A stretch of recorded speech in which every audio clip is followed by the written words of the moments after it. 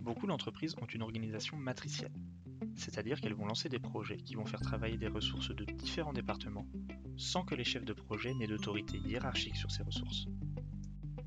Le problème dans ce type d'organisation, c'est que plusieurs projets peuvent avoir besoin des ressources du même département au même moment et que les chefs de projet n'ont pas d'autorité hiérarchique sur les ressources ni sur leurs responsables pour prioriser les projets.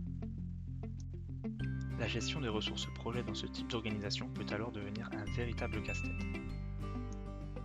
Il est important de mettre en place des processus pour faciliter cette gestion des ressources et d'avoir des outils qui soutiennent ces processus. Tout d'abord, il faut instaurer une communication entre les chefs de projet et les responsables de département.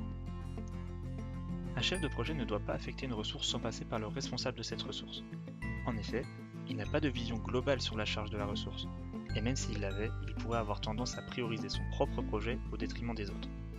Cette validation hiérarchique peut être matérialisée dans l'outil de gestion de projet de la société, ou alors simplement par des réunions entre chefs de projet et chefs de département. Il faut ensuite mettre en place des comités d'arbitrage au sein de la société. En cas de conflit, par exemple si deux chefs de projet ont besoin de la même ressource en même temps, il faut pouvoir escalader, car ni les chefs de projet ni les chefs de département n'ont la vision globale ou alors l'autorité de prioriser un projet plutôt qu'un autre.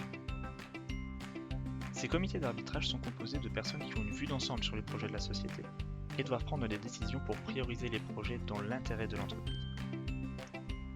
En résumé, une bonne gestion des ressources dans une organisation matricielle passe par trois choses.